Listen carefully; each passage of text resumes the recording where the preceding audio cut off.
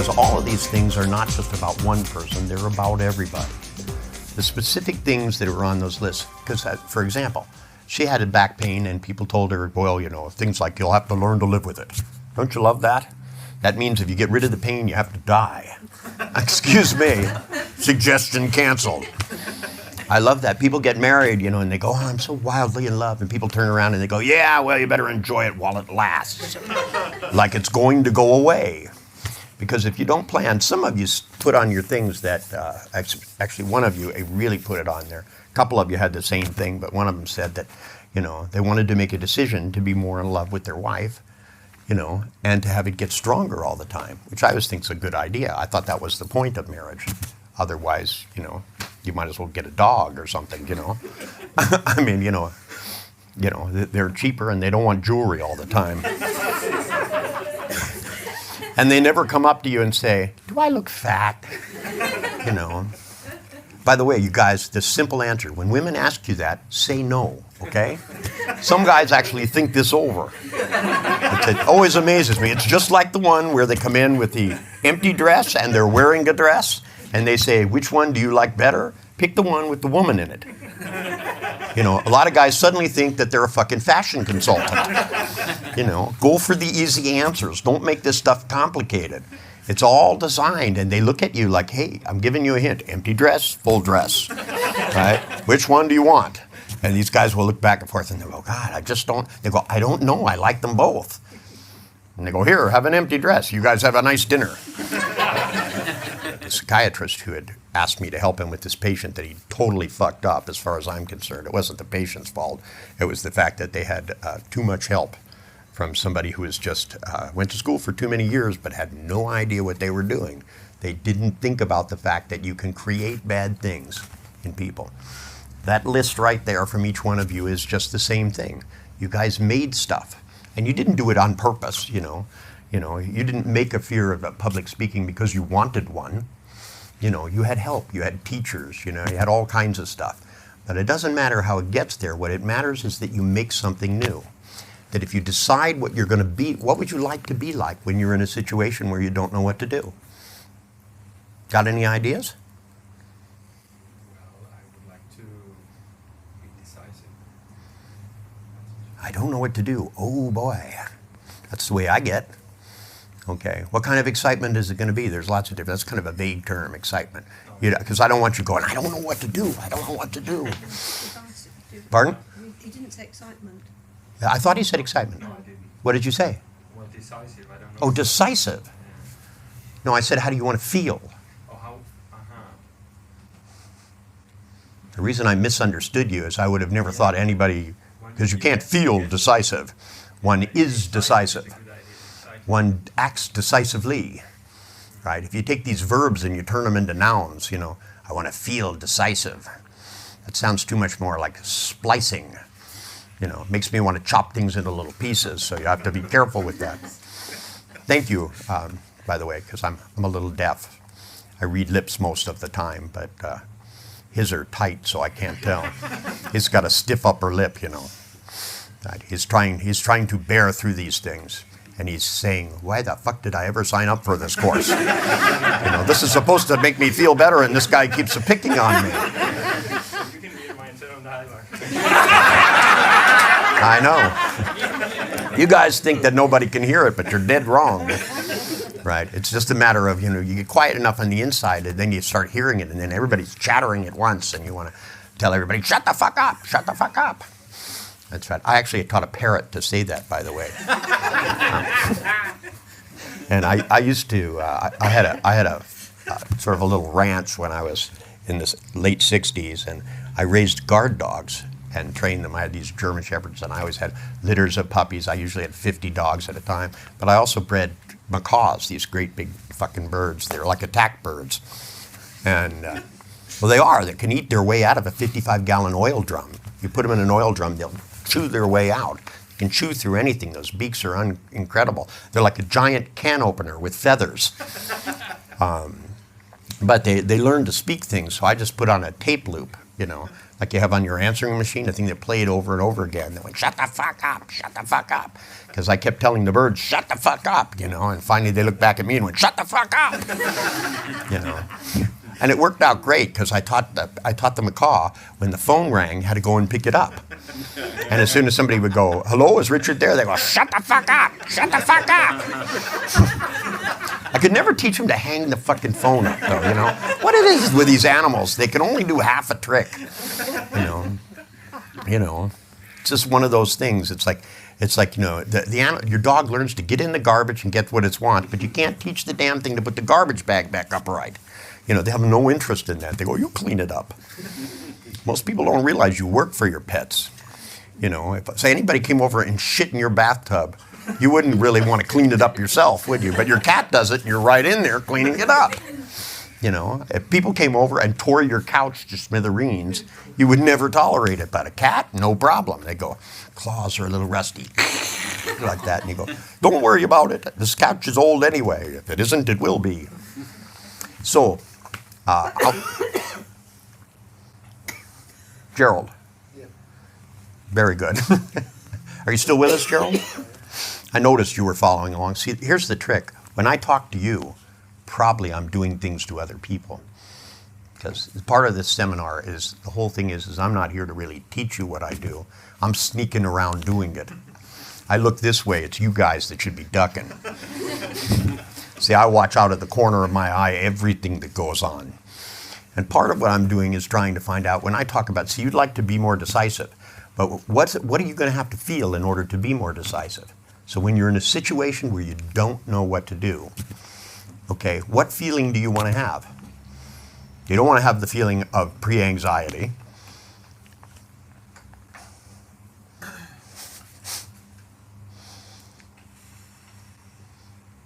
Relaxed, I think that's what I feel that I need most in that situation. In just that situation? Well, in this situation, yes. Yeah. Okay. We'll get to that. I'll get somebody goes, I think I need more relaxation. I would tend to agree with them. I think that's a good decision. Now, the thing is what do you think the most relaxed you've ever been has been?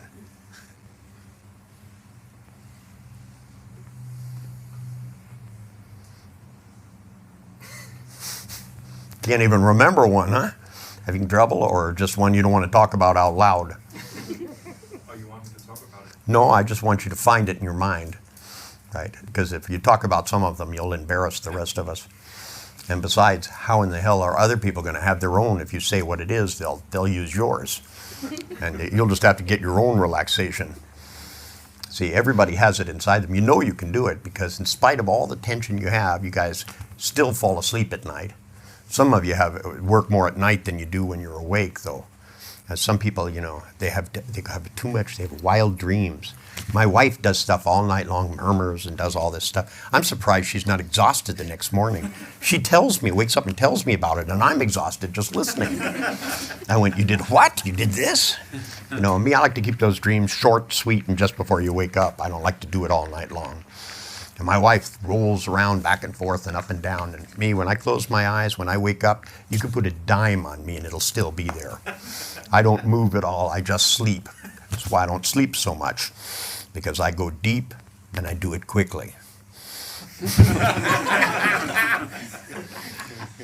If you know what I mean. So, Guy, what was on your list that you most want? You want a relationship? Mm-hmm. This is probably not the best place to come to find one. These people all have problems. And I'm already taken.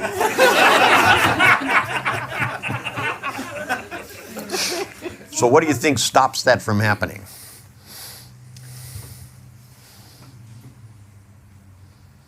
I know, I'm looking at the pictures too.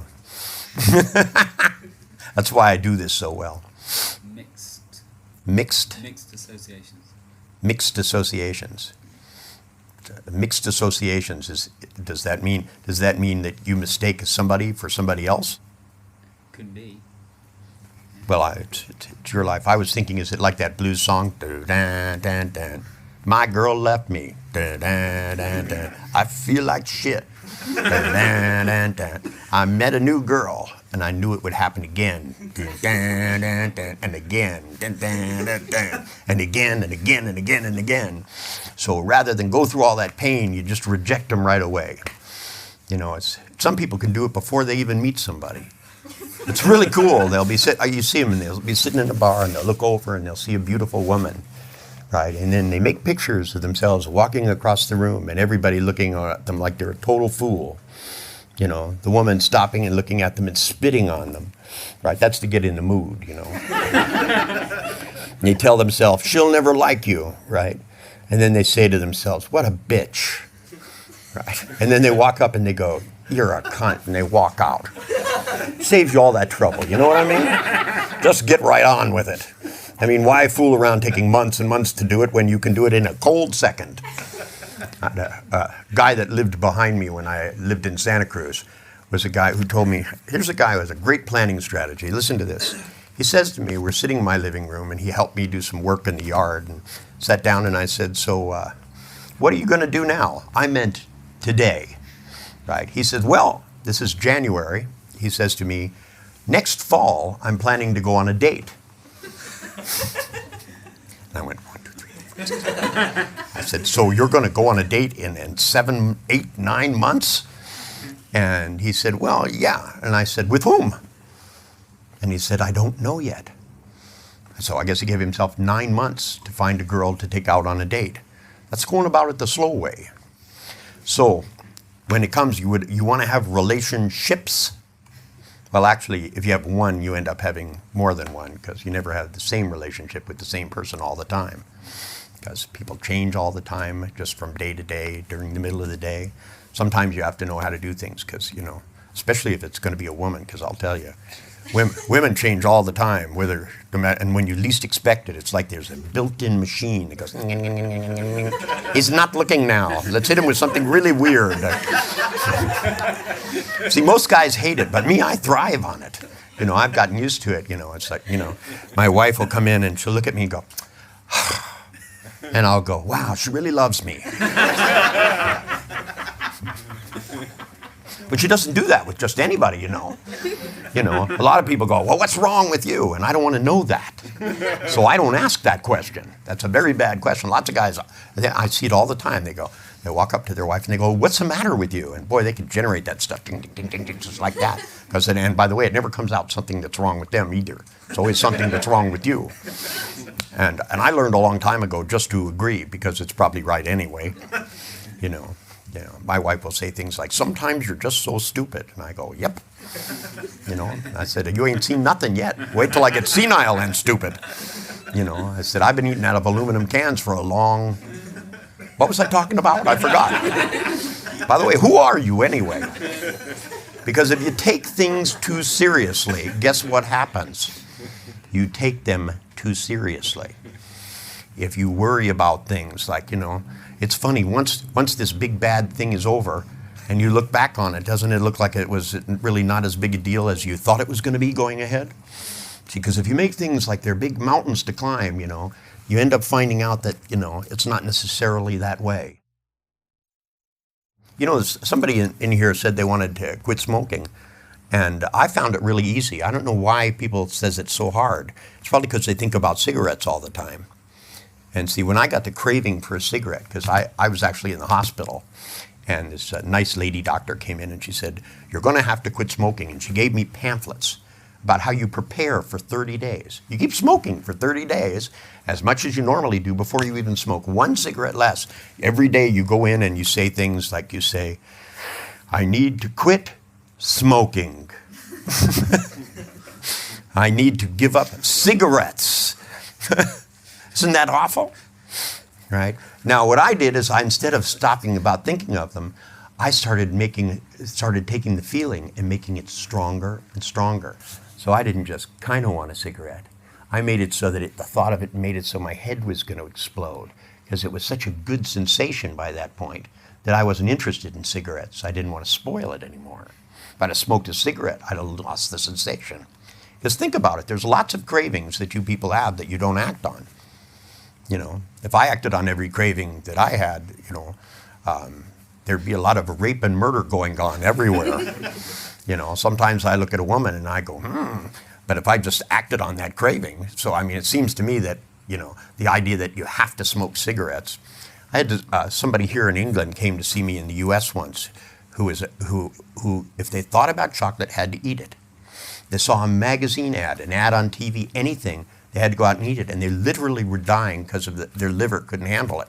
They ate so much chocolate, not to mention the fact that they were getting larger and larger because they ate pounds and pounds of chocolate every day. And I took 2 little pieces of chocolate and I put it in a chair. I decided to do it as a Gestalt thing. And I sat down and I said, look at the 2 pieces of chocolate. I want you to realize these 2 pieces of chocolate are more intelligent than you are, craftier than you are, smarter than you are. When you look at them, they have more willpower than you do. They're sitting there saying, eat me, baby. And when you look at them and you go, I can't resist. I can't not eat this. Right? And I said, now, I want you to think about eating it and feel this salvation in your mouth. That's not saliva, that's salvation. It's a hypnotic command. You see, because there's things that when you want, if you don't think about the little pieces of it, somehow or other it's a harder thing to do. You see, if you think about a relationship, it sounds like, you know, like somebody told me that, you know, they said, where do you worship? And I said, I don't have a warship. I said, the government has warships. I have worked on them. You know, I went for a ride in a Trident sub one time to find out why they had all these zillions of monitors, everywhere, zillions of monitors. And these people were having trouble with their attention. And of course, how could they not? You know, it was the biggest quasi-induction I'd ever seen. Lights over here blinking, lights over here blinking, all of this stuff going on. So for the first 3 minutes, battle ready time, minute and a half, 30 minutes out, battle ready time, maybe 2 hours. You know, they had these guys would like this, overwhelmed. They didn't realize that, you know, if you put all this stuff in people's peripheral vision, that they're better off putting it in the phobic vision and changing it back and forth than they are having it so you're surrounded by different things that have big movements in your peripheral vision, because that'll trance anybody out. Sometimes people lay down in bed at night and they go, I have to wake up at 7:30 in the morning, right? And they set their clock, and just before the alarm goes off, bam, they wake up.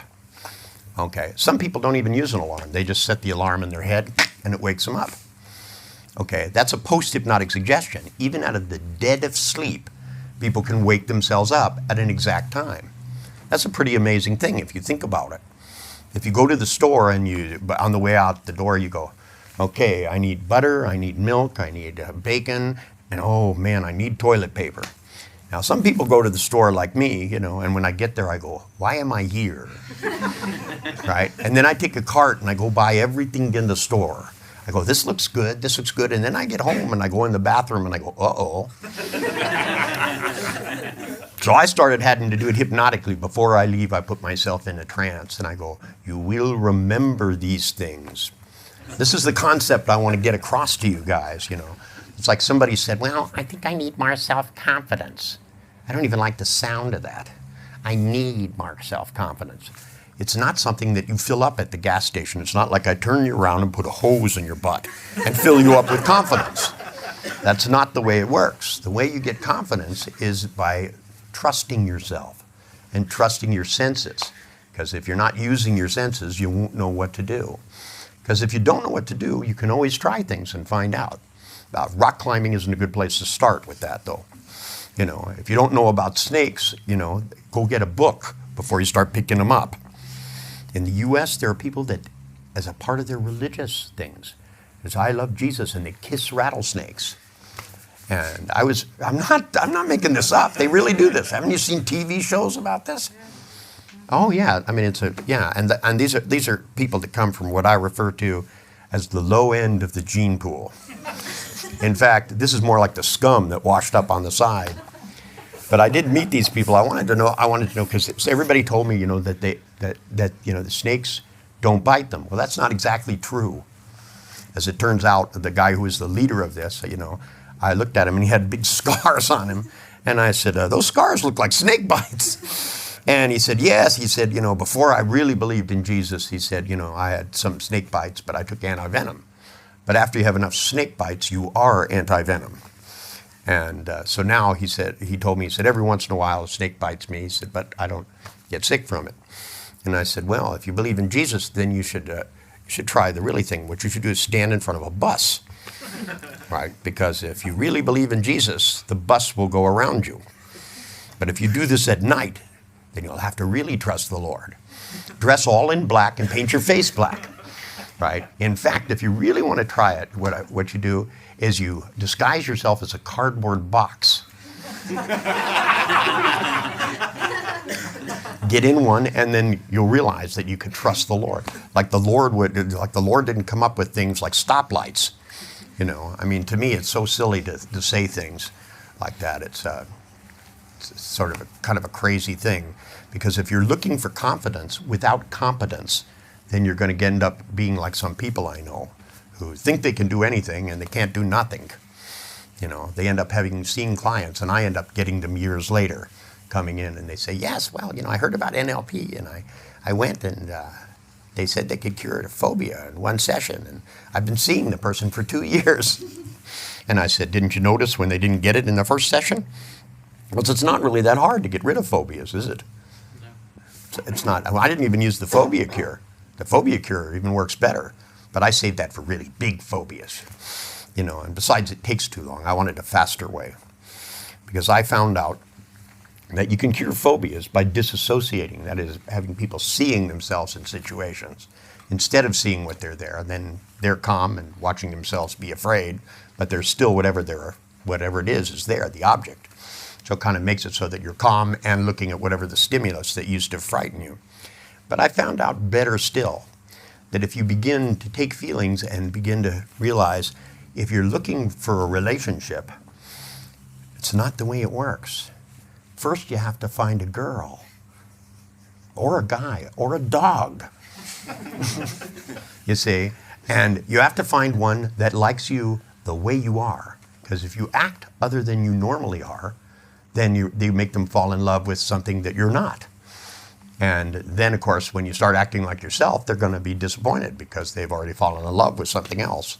So it's best that, you know, when you meet people, if you're single and you're out looking for a relationship, don't pretend to be somebody you're not. Be yourself and find out who really likes you. I made that mistake the first time. The first time I was married, it's $6 million that cost me. You know, I was only married for 1 year and 2 months, you know, and not to mention the week I spent in jail for writing the check out and giving it on a tip tray. In court, you're not supposed to do that. Judge got it. He said, you're some kind of wise guy. And I said, yes. We won't go into that details. And he said, let me tell you something, faggot. And I said, wait a minute. I'm not the one wearing the dress. That didn't go over well, by the way. And whenever there's a guy who has somebody with a gun and can put you in jail, it's probably best you don't make wisecracks. But I never learned my lesson with these things. You know, to me, they put me in jail. It was like a vacation. I had a good time. I could read, you know. I had lots of books, you know. The food sucked, but, you know, and there was all these big, tough guys that came around and, you know, tried to intimidate me. But I was too weird for them. Far too weird. Because when they try to intimidate me, what I'd do is I'd just look at them. And I'd start going into a trance. And I'd look at them and I'd go, you feel different. Don't you now? That's right. Close your eyes. There you go. Slip inside and say to yourself, I need more details. You have to think about what kind of person you enjoy, because if you try to think about how you want somebody to behave, no one will behave that way. You have to be looking for the person who will surprise you in ways that may not make sense to you, but you have to learn to enjoy every behavior that comes out of somebody, especially the ones that bothered you because you didn't understand them in the past. The thing about women is that they're mysterious. The thing about other people is they're all mysterious. Whenever I talk to people and they tell me what's going on inside their mind, I always go, that's really weird. But it's marvelous at the same time.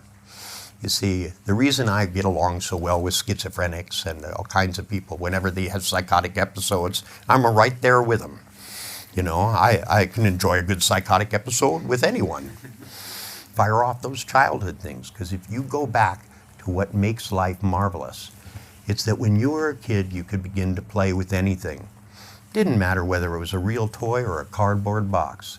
You could find enjoyment in anything whatsoever. The thing that makes relationships last is that you find ways of doing that. Instead of trying to slice away the parts of a person that aren't the ones that you enjoy, you have to realize if people can enjoy skydiving, if people can enjoy dragging lines behind boats so that the fish do all the work, you know. The fish are the clever ones. The fish can find the hook. It's, you know, typically now they have radar to try and get the line closer to the fish to make it easier. But I mean, it seems to me if you're going to go fishing, having radar to locate the fish, you know, you might as well use a net and a trawler as well. You know, why fool around? Or you could make it simple and go to the supermarket like I do and just buy a piece of it. You know, I don't happen to enjoy skydiving. I like riding around on the boats. I like playing the card games, but I don't like having to take 8 hours to reel something in. I like to make it so that I could coax it. See, to me, I'd like to be able to sing to the fish and have them just come and get in the boat. That would be that's the kind of thing I work on. You know, except you always get dolphins and they're not real fish. That's the problem. I park the boat and let it float still, and I tap on the top of the water with the flat of my hand. And then I put my voice right down and I put a diving mask on the top of the water. So I have a nice soundboard and I make sounds in it, you know, that fish won't have known what it is. I make strange sounds. I go, "Rah! Woo!" And the fish go, "What the fuck is that?" And they all swim up to see what it is. Unfortunately, the dolphins come first and they take the ski mask and they throw it away, you know. And they get up and behind the back of the boat and they go, right. But see, if you get aggravated by that, then you can't enjoy it. I mean, there are actually people that take big boats and they go out and kill whales still. We don't need whale oil anymore. It's not necessary for us to kill something that big, that beautiful. And so there's little people that have this thing called Greenpeace, and they actually park the big Greenpeace boat out in front of my house in San Francisco. It's the place they moor it, except they had to get a new one because the French sank it, because, you know, they were getting in front of the French fleet because they were doing nasty things. They were fishing and killing whales. After all, they said, now there's too many whales. And I think you can never have too many of a good thing.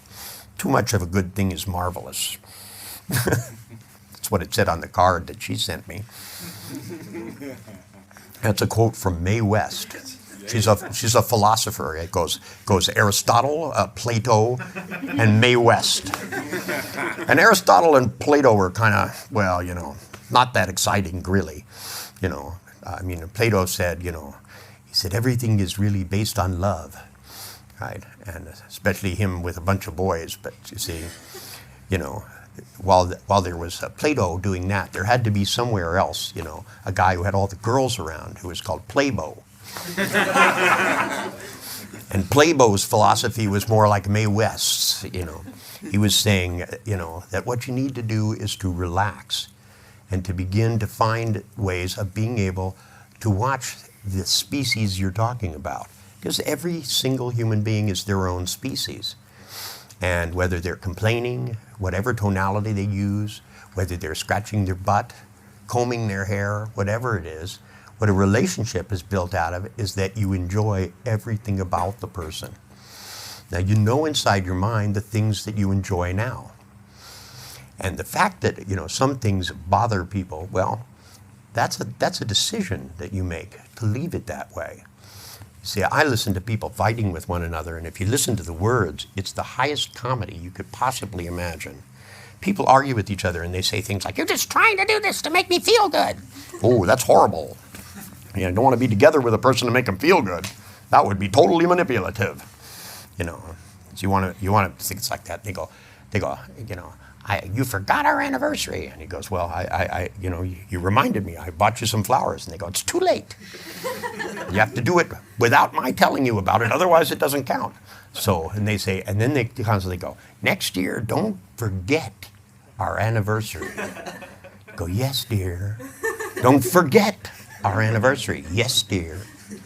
That's right. See, my wife never takes chances. She does it every day for weeks ahead of time, reminding me constantly. And she puts catalogs out with stuff circled, all kinds of things, the phone book will be open, circled with a restaurant, date written across it, She knows my mind wanders.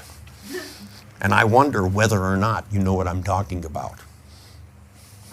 Because you know that when you started to have relationships in the past, that's not really what you want. You don't even want to have a relationship, right? Really what you want to do is to learn to enjoy another person. And whether you're working with them as clients or you marry them, I've been married for 27 years to the same person. That's really good for a musician. Most of my friends, if they're married for like 20 minutes, that's a real commitment. I used to be that way. I used to go out on like 300 dates a night. I'd just go from person to person, find out whether or not I'd walk up and I'd introduce myself. I go, hi, my name's Richard. And the people would turn around and they go, what do you want? And I go, I'm sorry, I thought you were someone else, a human.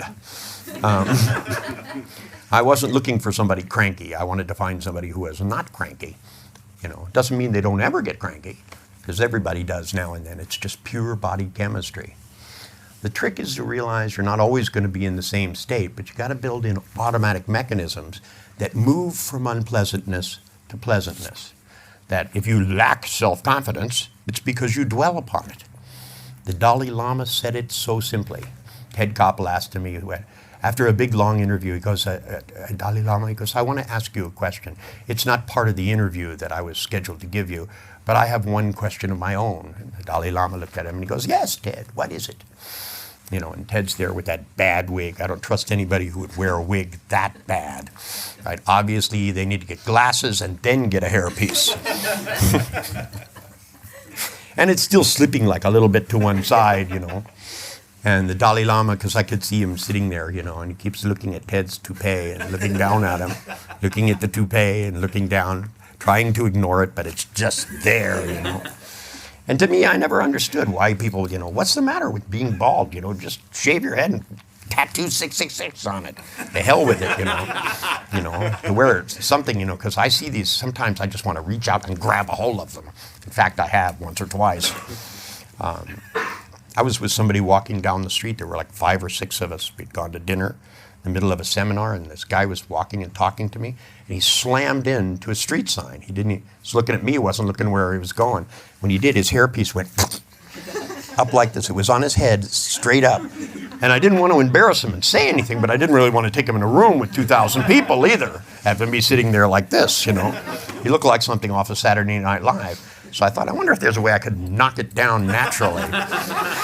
And the other 3 people that were walking behind him looked at me like this, like they weren't going to say anything either. And I thought, well, if I could have him hit another sign, maybe going the other way, if I could tell him back up a few things and then slam him into a sign, it might settle down, But finally, I just couldn't stand it anymore. I grabbed a hold of it and just ripped it off his head, And the guy said, what are you doing? And I said, there was something on your head, And it was looking at me.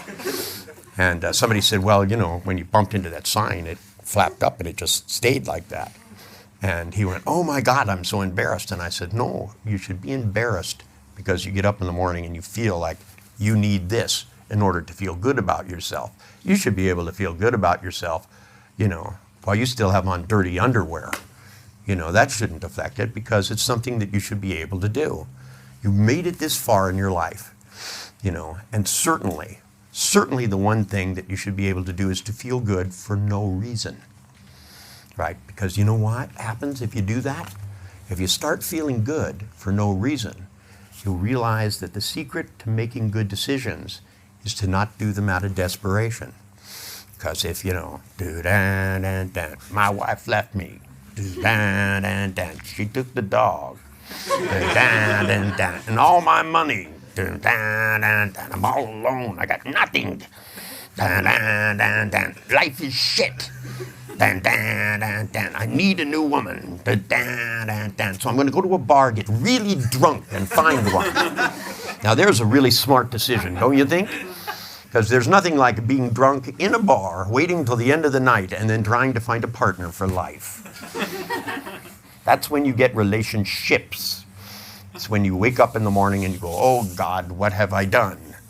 And you roll over and you look at this person and they sit up and you realize they have a 3-day growth.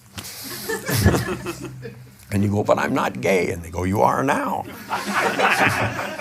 So, there's nothing wrong with being gay if you want to, right? But if you do it unexpectedly, you're in trouble.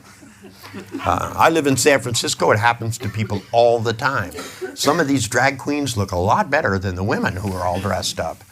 And I had some bankers come down from Seattle I was helping them with a real estate project. And it was a very complicated thing of negotiating between all these different people. And I'm pretty good at negotiating because I don't let anybody be conscious while we do it. There's nothing like negotiating in trance, I always say. Because I always walk up to people and I shake their hand really slowly and I look them in the eye and then I just start to put myself in a trance. I find it's the easiest way. And as I start to put myself in a trance, breathe at the same rate that they are, all I have to do is just start going deep. The deeper I go, the deeper they go. And then I say to them things like, this is going to be a really good point in the contract. Do you see my point? They go, yes. I'll go, let's move on to number 2. And then I like to say, now, this is something that's satisfactory to both of us. Can you feel this? You always get a yes when you do that, by the way. Because, of course, they can feel it. You just touched them on the fucking knee. So when they say yes, suddenly they feel yes. And when they think about the thing you're talking about, they understand yes.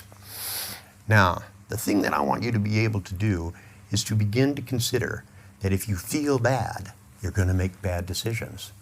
So at the moment that you get in the situation where you don't know what to do, if you start feeling bad, then you'll start doing stupid things. That's what's going to happen. I know everybody does it that way. On the other hand, if you start to go into a different state, one where you know that since you don't know, you have to start to figure it out, which means you need to chunk down and start thinking about, what the hell do you want a relationship for? And what are you going to do with it? Put it in the closet? What are you going to do with a relationship? Is that somebody that you can see? Because I meet couples all the time, and Virginia Satir used to refer me couples when she couldn't see them, and I don't really like doing family therapy. It's because couples come in, all they do is fight with each other. I can't stand it. And I always look at them and I go, look, I thought you guys were married. And they go, we are. And I go, did you get married so that you had somebody that you could yell at all the time? And they go, of course not. And I go, then why the fuck are you doing it? And they go, well, but it's just that she, and they start going on. And I go, wait a minute. Does the term shut up mean anything to you? And I go, let's back up here. Think way back to when you very first fell in love, right? And I want you to remember what the feeling is like. Look at each other and ask yourself, is it really worth criticizing the other person over whether they throw their dirty clothes on the ground, right? I mean, if their dirty clothes are laying there, then they're probably naked wandering around. Better you go out and make good use of that.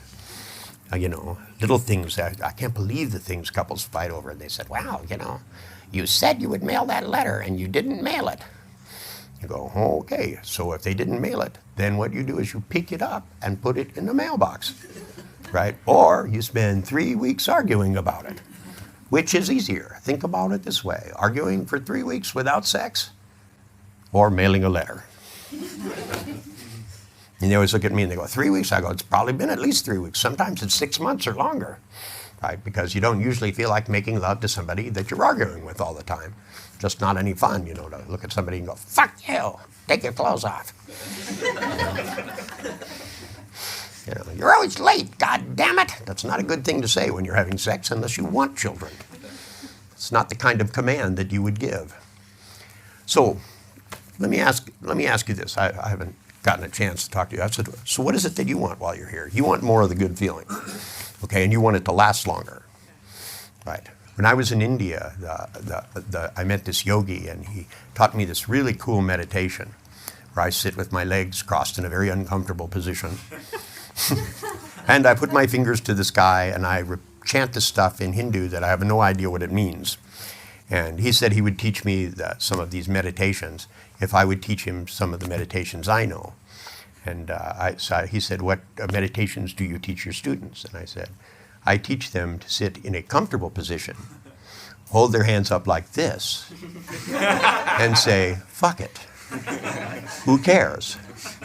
Right? You know, because I mean, a lot of times people go, oh God, you know, I have to clean this drawer. Right? And the truth is, you don't really have to. Right? You can clean it eventually, but it doesn't mean you must do it because it's on your mind. You walk away and you still see the dirty drawer. This is the stuff that compulsions are made out of. Sure, there's lots of little stuff, and it could overwhelm you, especially if you think about it too much.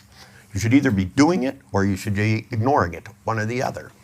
You have to make a decision. You have to look down and go, some other time. You know, because just think, you could have really clean silverware and be dead and have no time left. Wouldn't you like that? As you slipped out of your body, you know, you look up at the light and you look down at the silverware drawer and you say to yourself, I've left behind a really clean kitchen. I mailed all my letters. Right? I cleaned the bathroom. I ironed the shirts. Oh, and as you transmute into your next lifetime, then you'll become an iron. You know, that's what happens. You know, your karma will get you. You'll end up spending the next 200 years going. That's what we call high self-esteem. You know, you won't be depressed, you will press.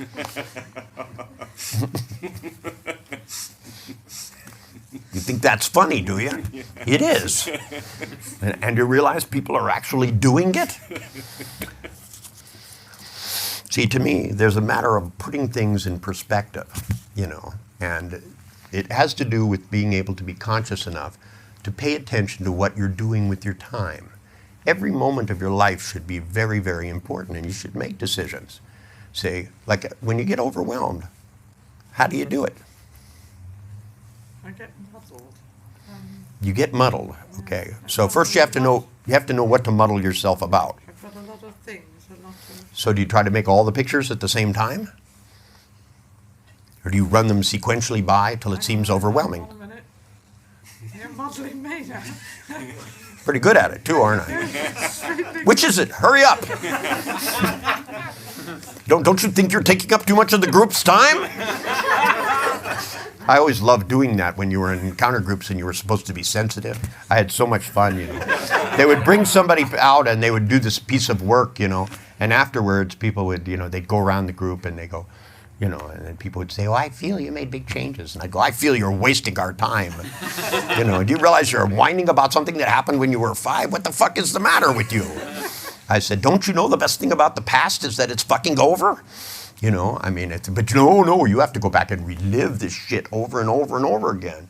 I said, do you relive that, you know, do you ever cut your thumb? Do you go back and cut it over and over again? Just so that you make sure that you experience that pain fully. You want to experience pain fully? I have a very therapeutic thing called a 2x4 with a nail in the end of it. I kept it in my office and I said, you know, for those of you who believe no pain, no gain, step outside for a few minutes and you'll have all the pain you fucking need. You know, and nobody ever took me up on that one. It was a rusty nail, too. Big spike sticking out of the end of a 2x4. And they, of course, they learned from me. I'm apt to actually do it. It's not a metaphor. If they walked outside, I'll hit them with it until they go back inside and go, this is not smart. See, sometimes that's what it takes. A lot of you have been banging your head against the wrong wall. Too many walls, actually. Which wall is it? Is it the wall in the bathroom, the wall in the kitchen? Right? Is the wall clean enough to bang your head against? That's the question. And not only do you have to clean the wall, you have to think about redecorating the wall. And oh God, you have to make dinner at the same time. And oh, then you have to plan, you know, when you're going to do this. And then you have to have time to worry about it. Where are you going to come up with all that time? I could see how you would get muddled. But you know, if you don't remember the mantra, then of course you'll start thinking about all that stuff. And if you tap yourself on the head, that helps too. You know, you go, you know, like that's going to get the pictures clear. Works with the TV, it doesn't work with your brain so well. What you do is you have to take a 5-pound hammer and go whack on the side. Sometimes that'll straighten it out. The other thing you can do is to repeat the mantra, fuck it, you know. There are just some things that aren't worth worrying about, you know. But if you're used to worrying about them, it's as automatic as a handshake. Now, on the other hand, you know, you went and faced something that you didn't think you could deal with. Right? So you were wrong. Now it's time to be wrong again. What if you were wrong about that you have to worry about this stuff and that's going to be helpful? Instead, when you look at things, either do them or don't. Because if you start taking things too seriously, you know what happens? You get muddled. You start feeling bad about things which are really not that important. But see, what you haven't done is to realize you have a reliable signal to get you to make good decisions. The minute you feel muddled, what if you took a deep breath and closed your eyes right now and dropped deep into a trance and said to yourself the mantra, fuck it, fuck it. It's not that fucking important. And said to yourself, when I open my eyes, things are going to be clear and they're going to last for a long time. And each time you get muddled, this is going to happen to you, whether you like it or not, for the rest of your life and on into eternity forever. As you go into the light, if you start to feel muddled, you go, oh no, and you suddenly drop into a deep trance. You'll open your eyes and the people at the gates will say, oh fuck, Richard's been around her. And they'll say, we had all these things we wanted you to do in the afterlife, and you'll say, fuck it. And they'll say, you could go to hell. And you'll say, yes, but if I do, I'm going to fix the temperature. And I'm going to get rid of the satin sheets. Make it a nice place. Well, this is the trance to change your life. And if you waste that opportunity, it would be silly. Almost as silly as some of the things that you do that you don't need to. Because if you can go into an altered state, you can go into the altered state, and then when you open your eyes now, suddenly it's going to feel good. And you don't need a reason to feel good. You just need the neurology that's capable of it. And if you start to make decisions from a good feeling, then you'll make good decisions. If you say, I lack confidence with total certainty, I know, I read that, some of you go, I lack confidence, but it was written like, I absolutely have no confidence in my ability to notice things. I don't trust myself. Trust me. See, I read it between the lines, over the lines, under the lines. And if you can be that sure about your uncertainty, well, certainly, paradoxically, then you're being sure about the wrong things. Because you want to get your certainty aimed in just the right direction, if you know what I mean. Look, if you can come from one cell, right, and generate a whole human being, then all the information about that human being has to be in the cells.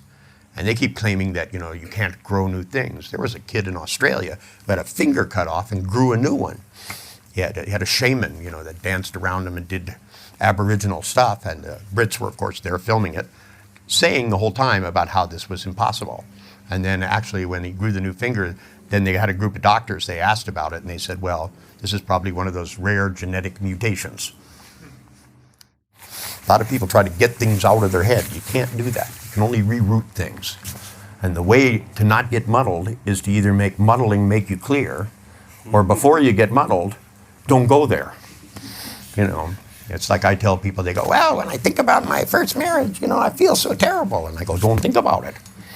That's like if you drive a nail in your leg repeatedly, it hurts, So don't drive the fucking nail in your leg. And they go, but I can't not think about it. And I go, right, you can't not think about it. That's like people on a diet, and they have their diet tells them all about food. They give them a list of all the things not to eat, right? And they go, don't eat chocolate cake, and don't drink Coca-Cola with sugar in it. That's right. Oh, and don't eat this because it's fattening. My diet is speed your fucking metabolism up, or don't worry about it so much. Just this idea doctors have of your ideal weight is based on an anorexic view of the world, as far as I can tell. Most of the humans do not fit these things, and it's based on a chart made by whom, specifically? Who made this chart? How do they know this is your ideal weight? I know lots of skinny people who die of heart attacks. But there's a thing in the human body. If you don't put cholesterol in, the body just manufactures the stuff. Glycerin count, the same way. I mean, it's not that these things aren't supposed to be there. It's always trying to achieve a balance. Some people take too much of something and then their body even makes more. And they can't dissipate it. Now, there's lots of ways to try and dissipate things. A lot of people think you can worry away these things. This doesn't work. You cannot lower your blood pressure by worrying, especially if you worry about your blood pressure. You know, these people, they go, oh God, look at my blood pressure. It's 200 over 1,000. You know, and they go, holy fuck. Oh God, now it's 3,000 over 4.5 million. And they go, my blood pressure is going up. Well, yes, especially if you keep suggesting that. Now, tonight, while you sleep and dream, you may find there are ideas inside your mind. I did look at your papers, and I wasn't talking to the people I was talking to all the time. If you begin to find that you have unusual dreams, that's not unusual. Okay? Because some people call in the middle of the night going, you know, I said, I began to see things in the dark. Yes, they're my friends. Don't worry about it. They're only there to help you. Sometimes I found that this demonic possession thing is a pretty good idea. You know, you can get a demon to chase out your demons, especially if they're working for me, because they won't stick around long. We all reconnoiter at another place. The ideas that I put inside your mind hypnotically, you may not have felt like you were in a trance, but there's lots of trances. Some of them are deep, deep, deep. Some of them are even deeper. Close your eyes. See how hard hypnosis is? I know people go, I can't be hypnotized. There's a good post-hypnotic suggestion. Well, you going to come back tomorrow? Yes, please. You promise to stand properly? Try extremely hard. Don't try, because trying means you're going to fail. I know what that word means. I'm going to try and open the door means you're not going to get it open. All I want you to do is just a 45-degree angle so that you ease up. Don't fight with gravity no more, right? Because you see, what I did is going to make it so that if you start to fight with gravity, it's going to hurt really bad just for a moment or two, and then you're going to remind yourself, if you're going to hurt yourself, Richard will make it worse, right? You know, it's like if you're going to fuck with yourself, you think you used to fuck with yourself before? Wait now, I'm going to educate your unconscious. So you want to screw with yourself, man, you ain't seen nothing yet. You know, if you're going back and reliving bad past experiences, guess what? They're going to be in vivid 3D color, holophonic. They're going to scare the shit out of you, you know. There's going to be things about them that you didn't even realize were going on. Suddenly you'll hear the theme from The Exorcist. And the theme from Jaws. And suddenly in your mind you'll see that hammerhead shark coming up out of nowhere. And suddenly it'll look at you and say, hey, look, you want to feel bad? It's an easy thing to do. But if you begin to stop just before you feel bad and start to find out how good you can feel. So while you sleep and while you dream tonight, I want your unconscious to do something different.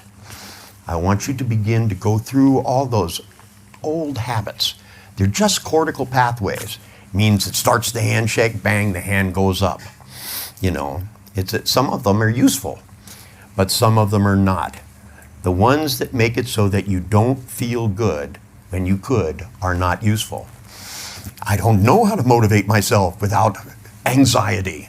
Well, guess what? It's time to learn. Because there are some things in this life that you are just drawn to. Some things are irresistible. And if you make opportunity, if you make the things that you have to do, if you have to go to work and do a certain job, you should make it that the closer you get to being done, the better you feel. Instead of the less you get done, the more anxiety you have. That's not a very good way of going about it. Then you'll hate your work and you'll die young. You know, this is not what you really want for yourself.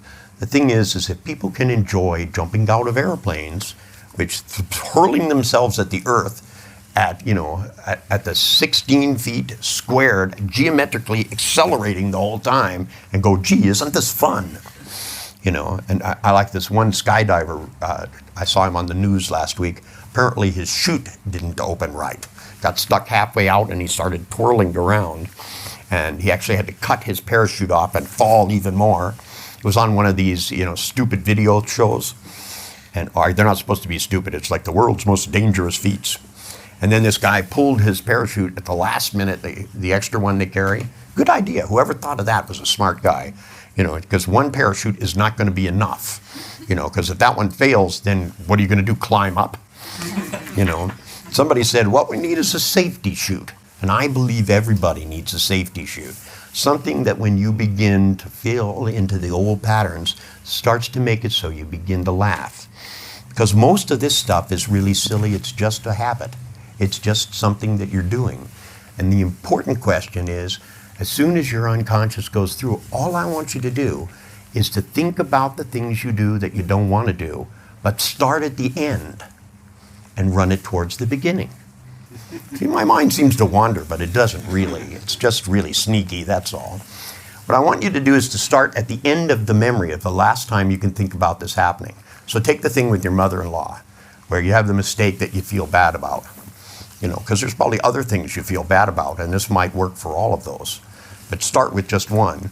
And what I want you to do is to start at the end of the event instead of the beginning. Run it backwards, have people walk backwards, talk backwards, and throw in a little circus music. Right, and run it all the way to the beginning. And you can do it quickly. You don't even have to do it slowly. People can walk faster than that.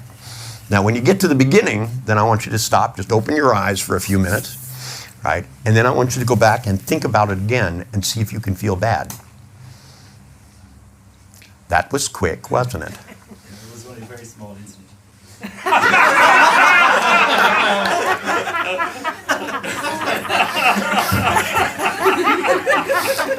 You know, sometimes I'm really tempted to do things to people like that. You know that penis used to be able to use? Well, if you think about the other things that are longer and bigger, right? If you want things to be longer and bigger to be working in the proper thing, you might tonight while you lay down in bed, just before you go to sleep, start to think about the things in your past that you feel bad about and realize once was enough. There's no reason for you to feel bad about it. In fact, if you stop feeling bad about it, you'll probably be able to look at it and laugh and learn from it so that you don't repeat these mistakes. So you don't find yourself at other weddings with your foot stuck way down your throat, laying shoe leather across your tongue, right? You know, and especially because people have a tendency to drink a lot at weddings, you know, and you should have a rule that says, drink a lot, shut up. Everyone should have that. I walk into bars and hear people like rattling on, drunk, saying the stupidest things. I was in a place in San Francisco. It was in the middle of the afternoon. There was a guy in there totally drunk and obviously not very observant, because this is on Market Street in San Francisco, and it's an Israeli cafe. It has a Jewish star on the window this fucking big. And this guy's in there drunk talking about how that Holocaust thing is all a big lie, right? And everybody in the place is like going like this, and you can see the Israelis are back there sharpening knives and stuff, you know, behind the counter, like going, we're going to kill this guy. We'll cut him up, we'll make meat pies out of him, just like Sweeney Todd. And this guy goes on and on and on, and his friend leans forward and he goes, you know, this is a Jewish cafe. And he goes, yeah, then it's probably filled with Jews. Right. And he looks around like that and keeps going. And his friend slides back and he goes, oh, well, I have to go. I have a meeting. Right. And he gets up and starts to walk out and he goes, sit down and have one more drink. And the guy's going, no, thanks. You know, I intend to be alive tomorrow. You know, and he walks out. And so this guy turns around and starts talking to all the people he doesn't know in the place. Drunk, he's got this drink and he keeps moving like that. And the ice cubes keep slopping out like that. And I kept thinking, what would be appropriate for this guy? So I walked up to him just as quick as can be. I walked up to him and I said, you seem like you're sitting by yourself. You seem kind of lonely. I said, what's your name? When his hand came up, I took it and said, look at your hand. That's right. Take a deep breath and notice the changing focus of your eyes, because you're about to drop into a deep, deep trance. And you're going to feel awfully good for no reason. And just sleep. And while you do, what's going to happen is you're going to feel good. And you'll ignore the rest of this story.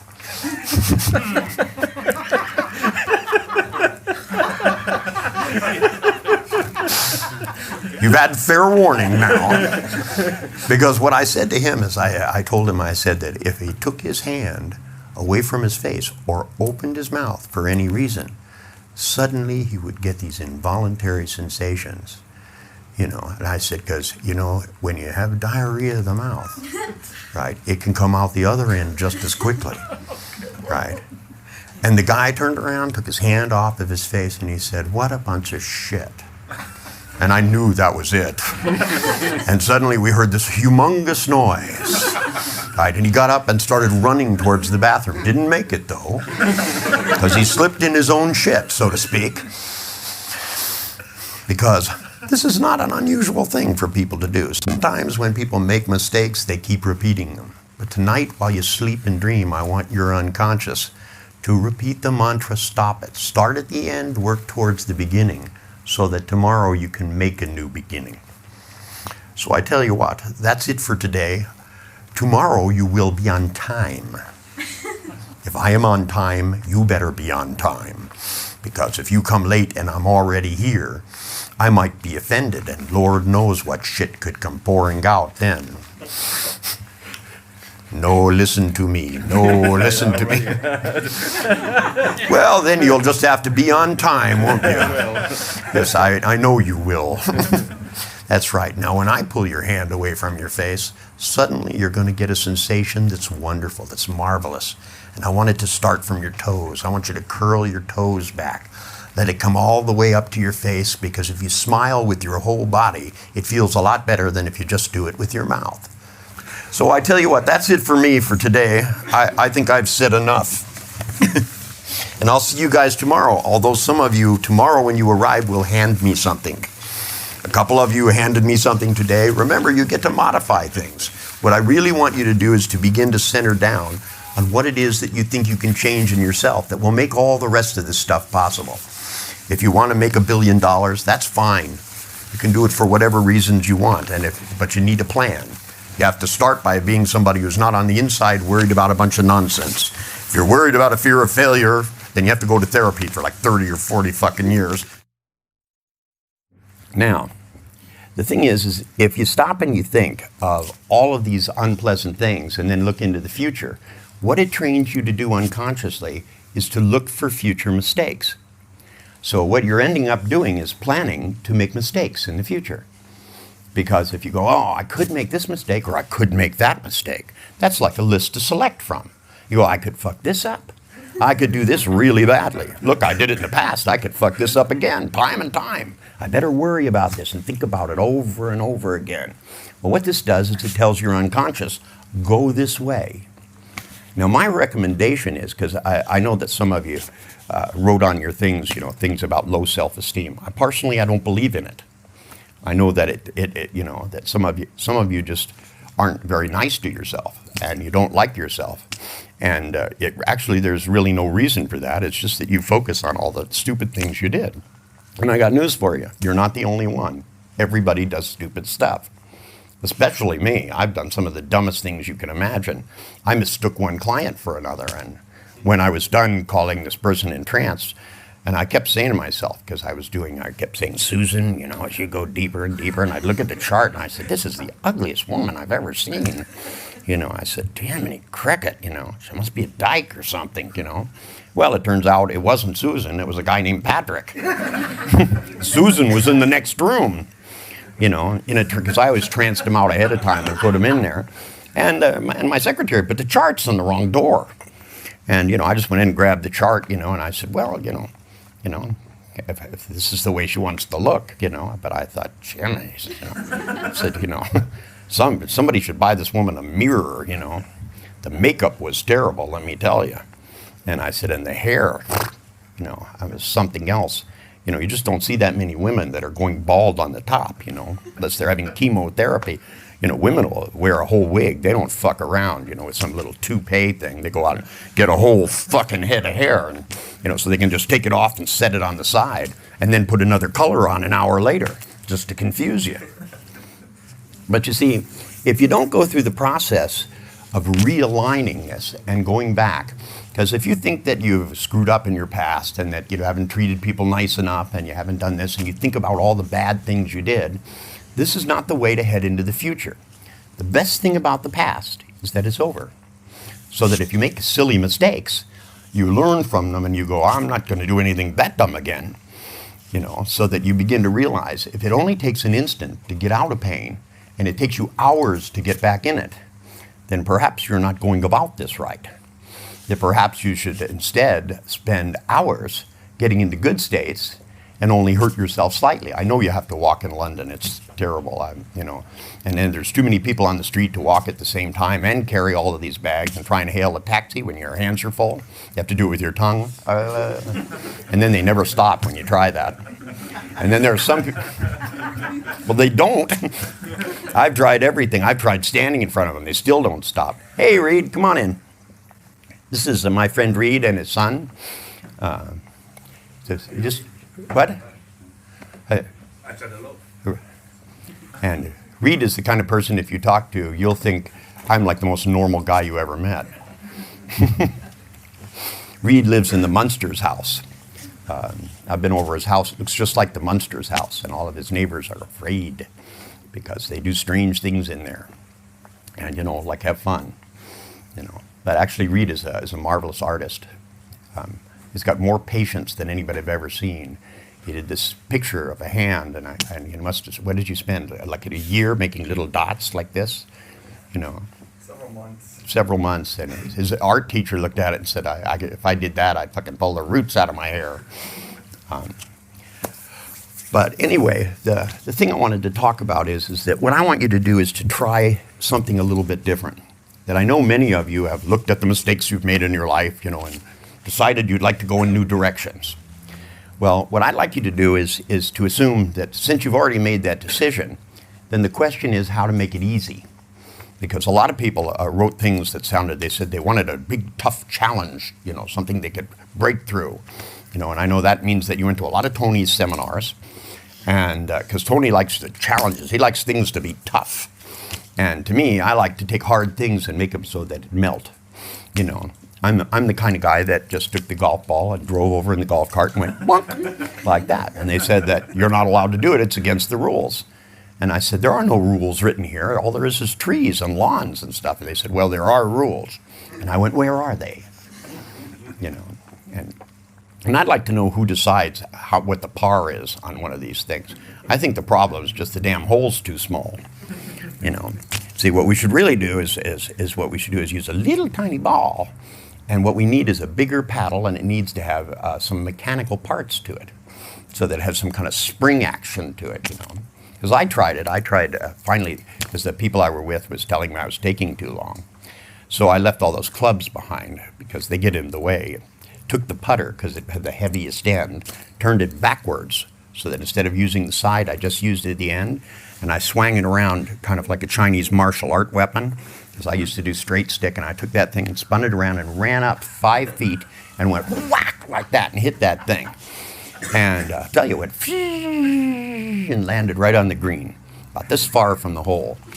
And then they wouldn't play with me anymore. And I know the only reason it landed there like that is because God was up there punishing them. It had nothing to do with me.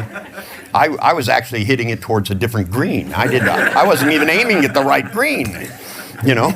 It just slipped off the side and went where it was supposed to. I thought it was that other green we were going towards, because they said as soon as we went to that one, we could go to the bar, right? So I didn't see any reason to go all the way around. It seemed like if I went straight across, it would all work better. But you see, the thing is if you try to get to the end before you do the middle, it becomes a problem. So if you don't have steps that you can see clearly about how to start a business, now if you don't know those things, there are people that know how to do that stuff.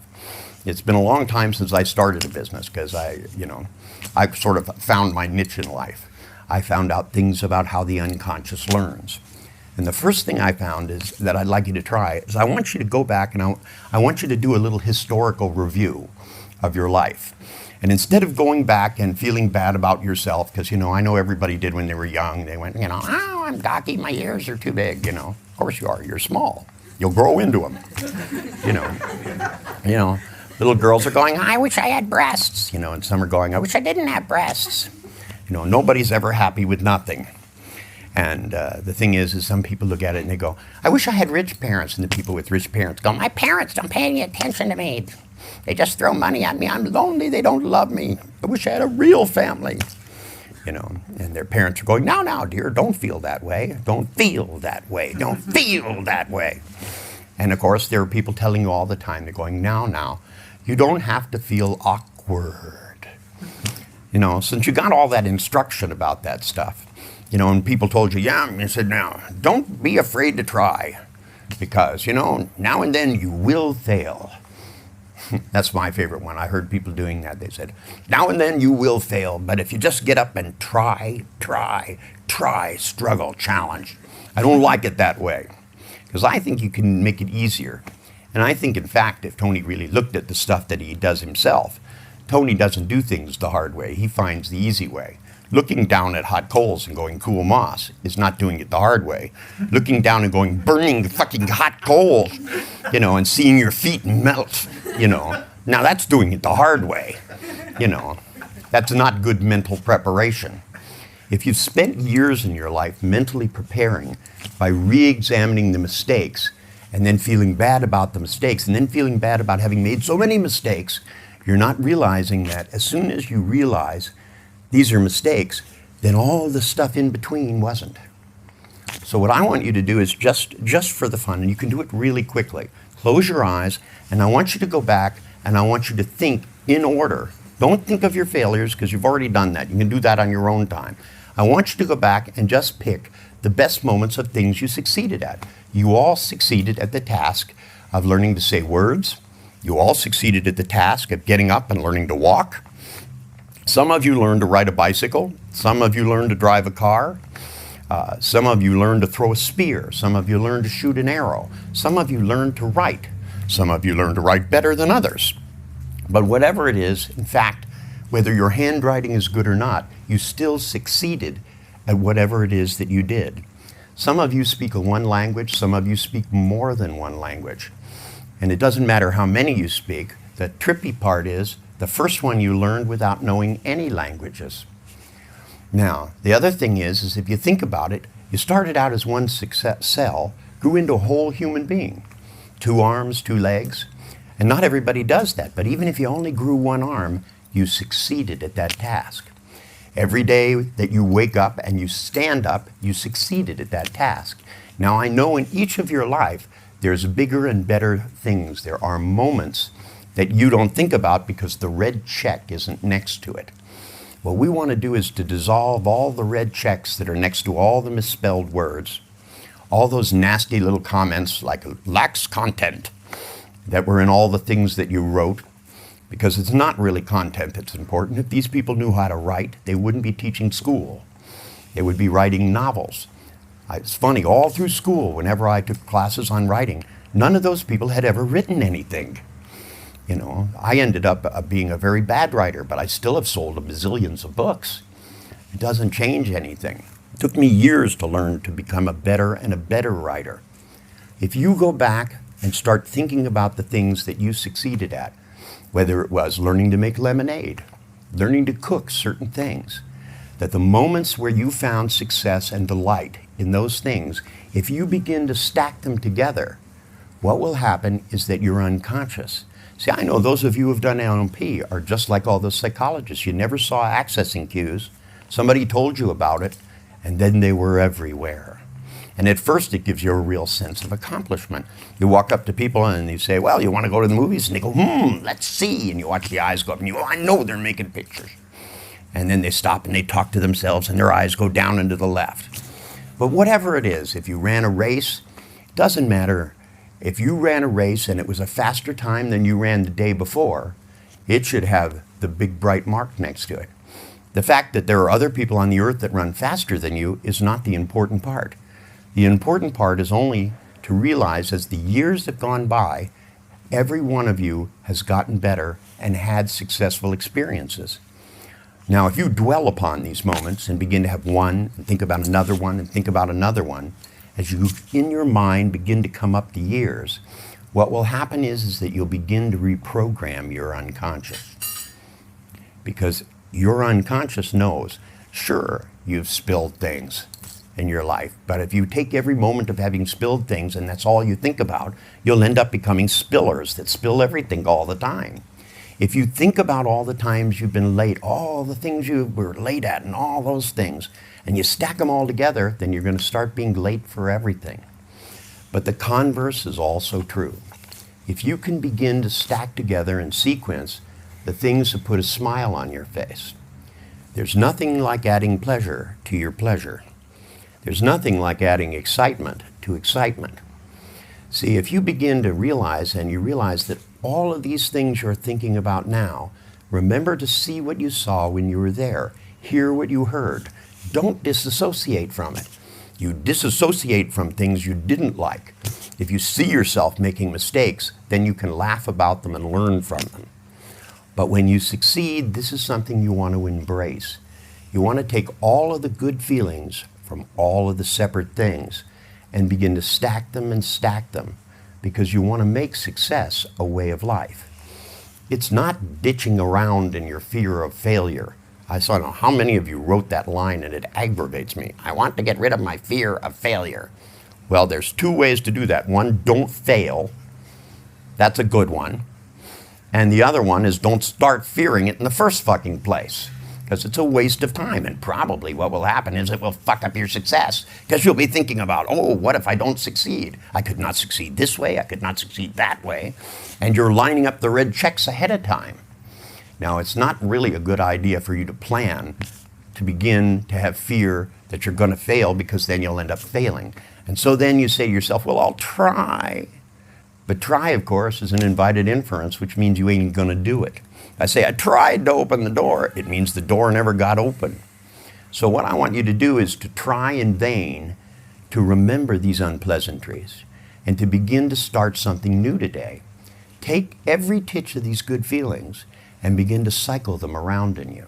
Let them start to have. See, some people have free-floating anxiety. I want you to start having free-floating pleasure. Because I know that when you were kids, you did things that made you giggle. And if you can't remember those, you've matured far too fucking much, right? If you can't remember having fun doing things, even because, sometimes when you're kids, you draw something and it's not perfect, but you like it. And that's important, to like things. That is what success is about. Success is not just counting the zeros, right? It is when you're buying stock, right? Because if the zeros diminish, the stock isn't worth anything. But when you're dealing with your own future, success is about finding the path that's right for you.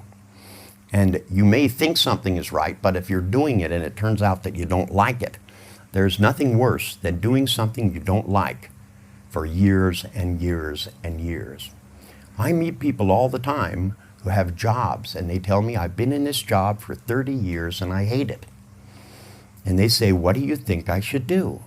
And it seems to me bloody obvious. They should get a new job. And they go, well, I might make less money. And I go, well, if you made less money and you were happy for the rest of your life, would that be so bad? And who knows, you might make more money. Because, if you start doing something you really like to do, and you don't have to do it all at once, you could start out doing what you like to do and edge your way out of your own job. Lots and lots of people have done that. I used to work at a publishing company, right, in the warehouse. And then I decided that people could be editors. I decided I could edit. That was easy. These are people who just couldn't write. So they look at the paper and go, shit. And they go, I don't know what to say. I don't know what to say. I have no idea what to say. What if I write a sentence and it's not right? And so they would never write a sentence. They'd just stare at the blank paper, and then they'd say, I have a writer's block. And I go, cool. Sometimes I need one of those because I write too much.